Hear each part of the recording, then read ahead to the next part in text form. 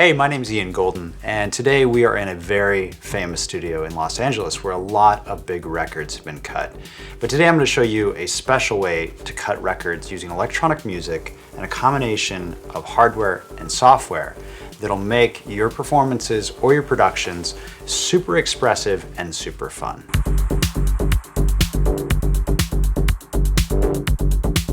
So the Roland TR-8, the device I'm going to use in this video, is really unique. Not only does it have that classic 808 909 sound, but it also is digital. So what I'm doing is I'm connecting it to the Razor Blade via USB, and I'm sending all of the different voices, all the different drums, into the computer where I can modify them independently and make them sound super special and super unique to me.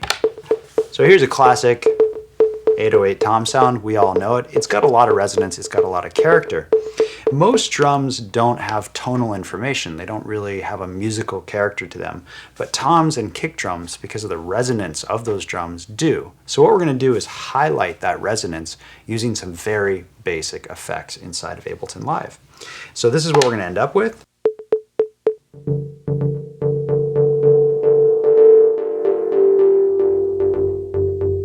And let's show you how to make it. So the very first thing we want to do is use a simple tool called the Resonator. It's going to take that resonance and make it even more crazy. So we can pull up any one of the presets.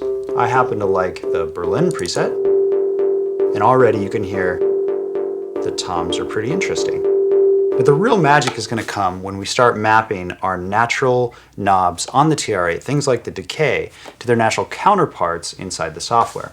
So let's go ahead and map this knob to the Decay of our Resonator. But first, I want to find the ideal parameters using my ears. So somewhere probably right about there, 34, and probably all the way open. So let's go ahead and map that. That's Control M. I'm going to twist my knob, and then I'm going to change the parameter of that to match those ideal ranges that I heard earlier. So 31 all the way up to the top. Exit that mapping. So now as I increase and open up the decay of the tom, it's also opening up the decay of our Resonator. Cool, I like it. So next what we would do is search around and hunt for different parameters that sound really cool. For example, this color knob does some really interesting things. Kind of makes the sound tighter and then bigger. So once again, I'm going to hunt for the perfect range, probably right about there, and maybe all the way up to there.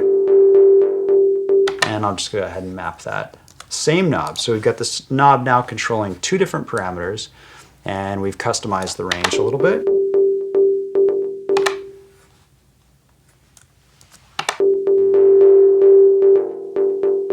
And made it pretty expressive.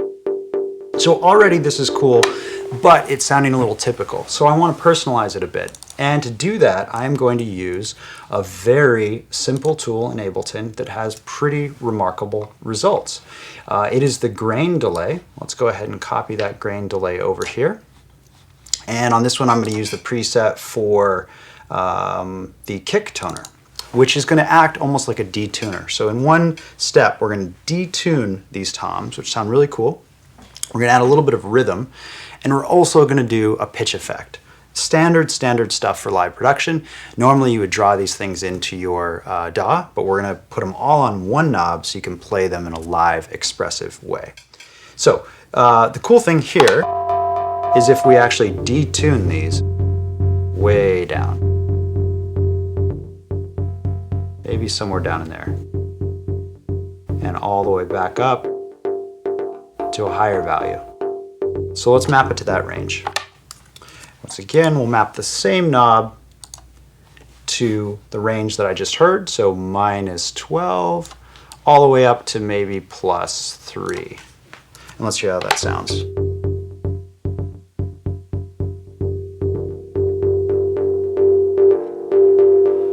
Now the cool part of this technique is that I've got my tuning knob, which is tuning the toms that are coming out of the TR-8, and that's going through all of this processing. So the tune of the TR-8 plus the processing combines for some really expressive sounds. And let's hear it with a little beat.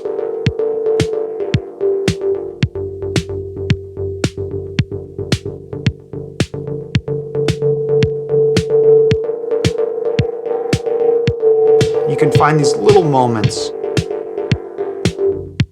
where things are pretty cool. Now the whole point of this is that you could draw all this as automation in your DAW using your mouse all day long, but it's not very musical. So by mapping some really interesting parameters to 1 or 2 knobs on your hardware, you can actually play your productions like an instrument and have fun making music.